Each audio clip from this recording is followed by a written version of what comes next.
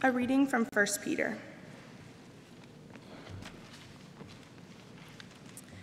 Come to him, a living stone, though rejected by mortals, yet chosen and precious in God's sight. And like living stones, let yourself be built into a spiritual house, to be a holy priesthood, to offer spiritual sacrifices acceptable to God through Jesus Christ. For it stands in Scripture, "See, I am laying in Zion a stone, a cornerstone, chosen and precious, and whoever believes in him will not be put to shame. To you then who believe, he is precious, but for those who do not believe, the stone that the builders rejected has become the very head of the corner, and a stone that makes them stumble, and a rock that makes them fall.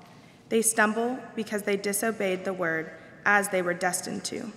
But you are a chosen race, a royal priesthood, a holy nation, God's own people, in order that you may proclaim the mighty acts of him who called you out of darkness into his marvelous light.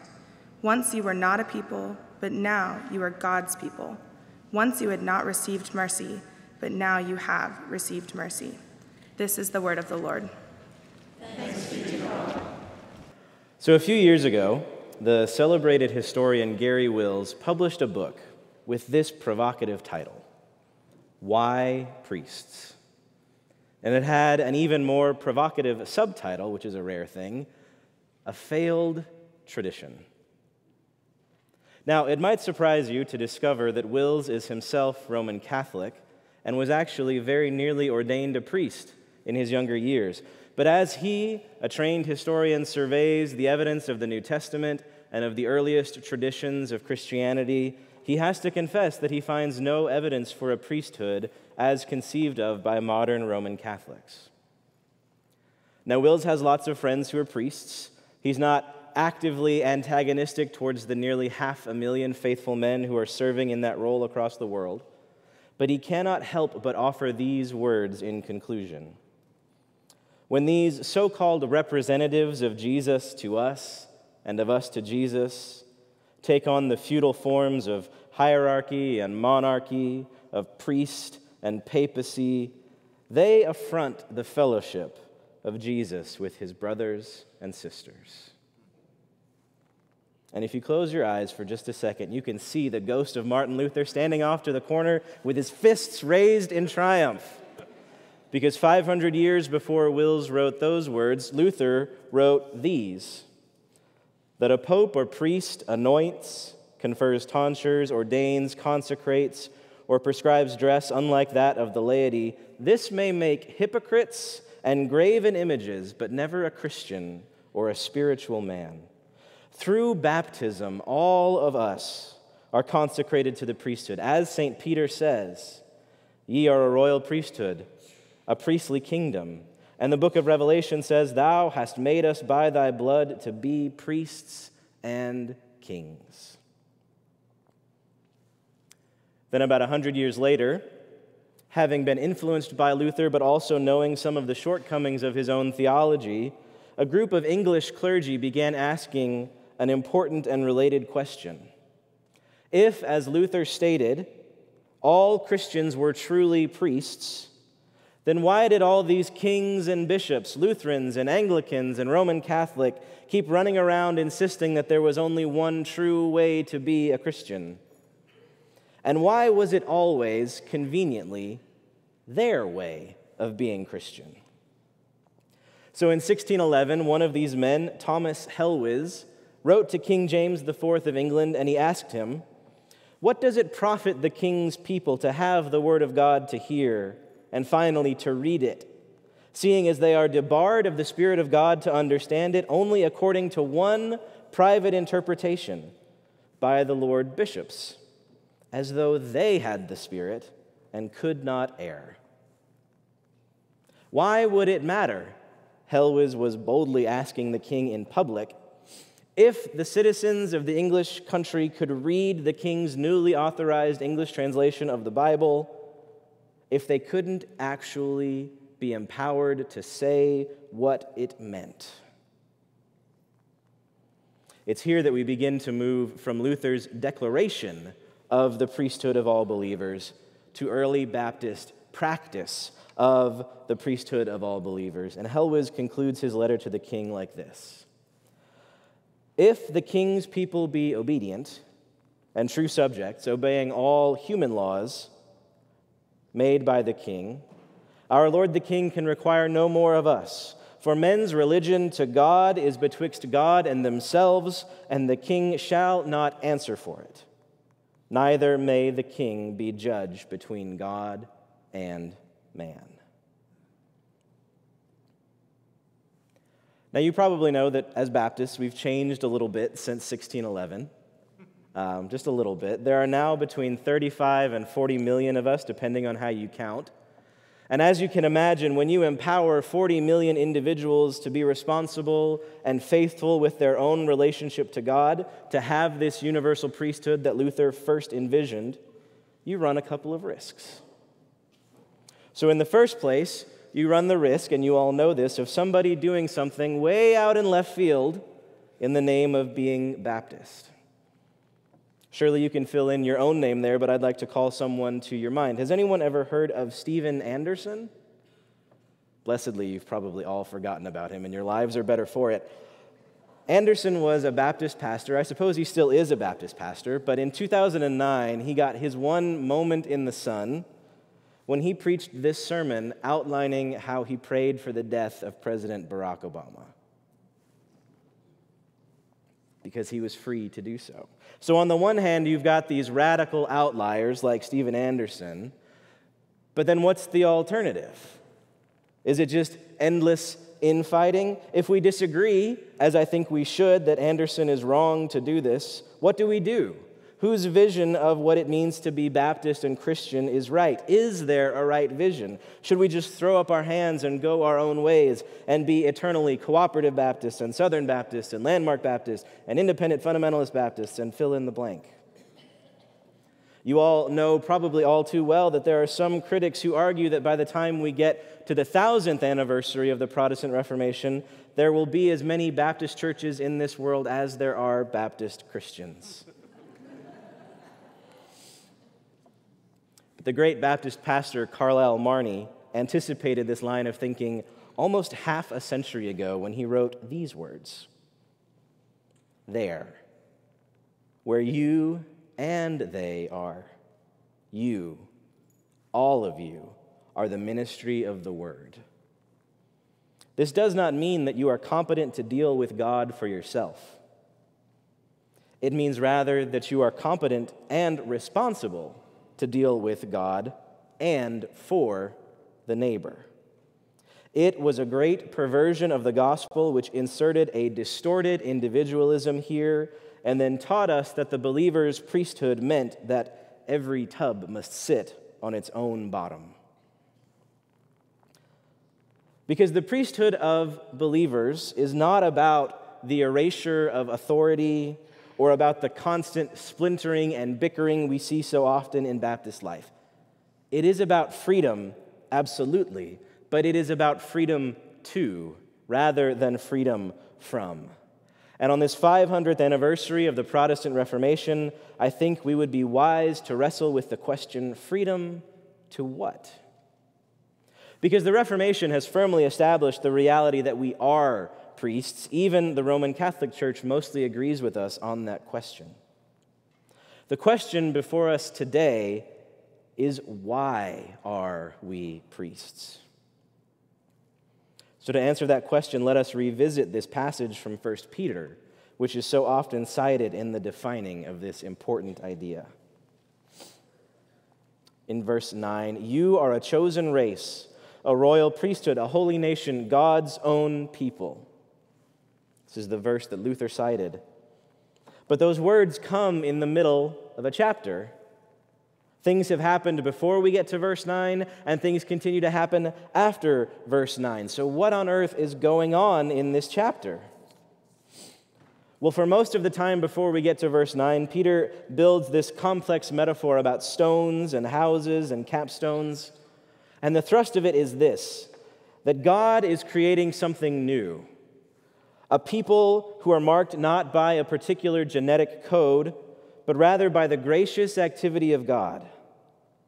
Founded upon the life and death and resurrection of Jesus Christ, God is taking a disparate group of people, many of whom were once outcasts, and is building them into a spiritual house where all are welcome as equal members, as brothers and sisters, with equal access to God and to each other. If we take the metaphor seriously, we begin to see that baked into the very DNA of the Christian community is support for each other.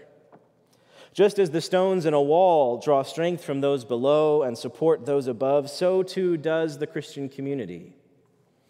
And this gives us our first answer to the question, why are we priests? Because we are not designated priests for our own sake. We are called as priests so that we may take care of one another. So, First United Methodist Church here in Dallas has a really interesting story.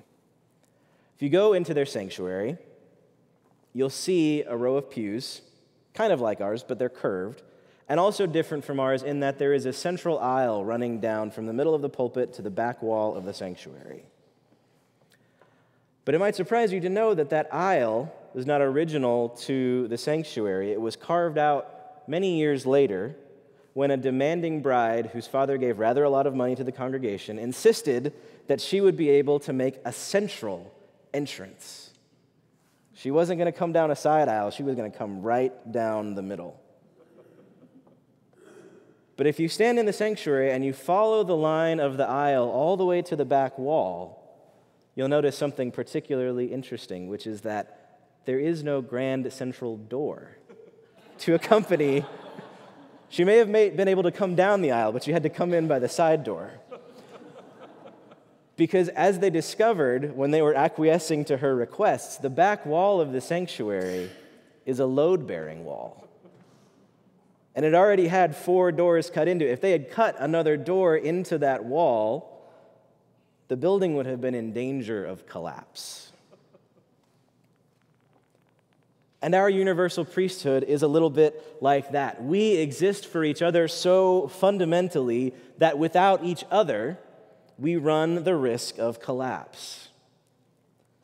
For our Baptist ancestors, this was quite literally a matter of life and death, because when they resisted the powers of the state church, they were thrown in prison and occasionally executed.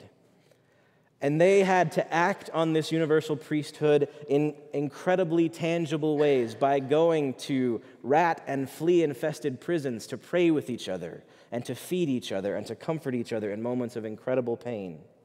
They had to go to houses and comfort the wives and children of those who had been unjustly jailed. They had to lead worship on Sunday, whoever was there, because perhaps the designated preacher had been arrested on the way to service and been thrown in jail.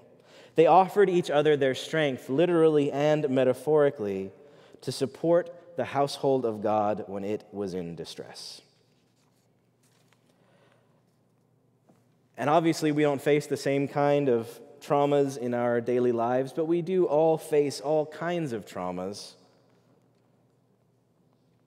And I think one of the ways that we as a congregation live out this priesthood of all believers is in the powerful stories of our Stephen ministry. You know, Stephen ministers are regular folks who have sensed that God is somehow asking them to use their strength to walk beside people who are experiencing incredible trauma. Maybe not the trauma of an unjust imprisonment, but the trauma of divorce or illness or loss of some kind. One man tells this story about his Stephen minister, Larry. Larry walked with me for literally the next 2 years through a very painful divorce. Larry refused to give up on me. He would show up and be there for me, and he was everything I ever thought a loving God was supposed to be. Beside himself, God was there, standing right next to me. God and Jesus Christ were there, and my Stephen minister was every aspect of Jesus Christ to me. We take care of each other, y'all. Sometimes in very simple ways, a hug, a meal, really asking someone, how are you doing today? And often, as was the case in that story about Larry, as we begin to take care of each other, we see the second part of why it is that we have been called to be priests: to help people notice and connect with the places where God is active in this world. So 1 Peter 2:9, again, you are a royal priesthood. But if you keep going, you notice the conditional. In order that you might proclaim the mighty acts of him who called you out of darkness into his marvelous light. Again, we are priests not for our own sake, but so that we can testify to what God has done in the world, hopefully so that those who are not yet a part of this great big house that God is building might be somehow compelled by what God is doing to come in. There's a famous painting of the crucifixion that was done right around the time of Martin Luther, and it was done in a city that had been ravished by plague, and so it depicts Jesus as someone who is suffering from plague, someone whose arms are stretched out upon the cross and whose bones are visible through his translucent skin. And in this painting, there's a particularly odd detail, because John the Baptist, who in terms of the actual narrative was long dead, stands beside the cross, and he extends this impossibly long and bony finger to point up to Jesus on the cross. And the great 20th century German theologian Karl Barth was quite taken with this painting because, as he said, as often as anyone would listen to him, the role of the church is the role of John the Baptist in that painting. The role of the church, Barth argued, is to point to Jesus. Now, what does that look like?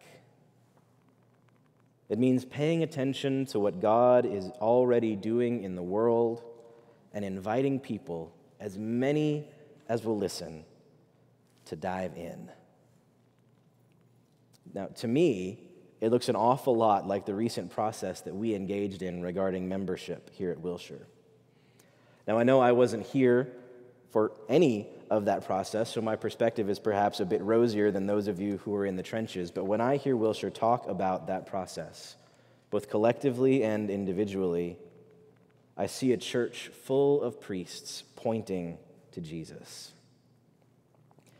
In the process of the Inclusion and Diversity Study Group, I see people who were looking to more than their own concerns, people who paid attention to their LGBTQ neighbors and said, I'm not sure, but it looks like God's up to something in the lives of these people.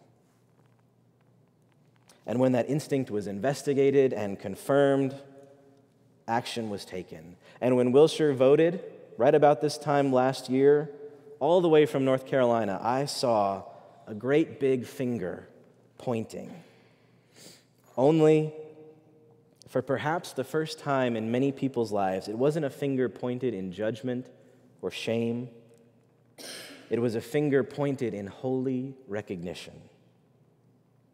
There, right there, among our brothers and sisters who have been marginalized for far too long, God is there. Jesus is there. And if Jesus is there, we want to be there too. But then, in this continuously looping cycle, the act of bearing witness, pointing to God, becomes another opportunity for us to act in taking care of each other. Because for some people, what we did was absolutely beautiful, and we have added more than 100 new members since then, members for whom we must learn to care. But then for others, people of conscience and goodwill, that vote was a hard thing. And for those who made the brave choice to stay in community with those they do not fully understand, this decision must not become a mark of their own marginalization. Whether we agree or not, we are still priests to each other. We still have the obligation to care for each other because it is God and not our agreement which unites us in this holy household. So at the end of his book, Why Priests?, Gary Wills offers this one concluding thought. There is one God, and Jesus is one of his prophets, and I am one of his millions of followers. That, to Gary Wills, is the great comfort. Not that as a Roman Catholic there are a handful of priests who will hear his confession and say Mass on his behalf, but rather that there are billions of fellow Christians all around the globe making up this incredible family of faith. All over this planet, whether we know it or not, there are people joined to Christ with us and with whom we are all priests together, to whom we have responsibility and with whom we have incredible fellowship. God is building all of us into a spiritual house that we may care for each other and show the world the wonderful grace of God wherever we find it. As we enter the next 500 years of this Protestant experiment, may this become even more true. Amen.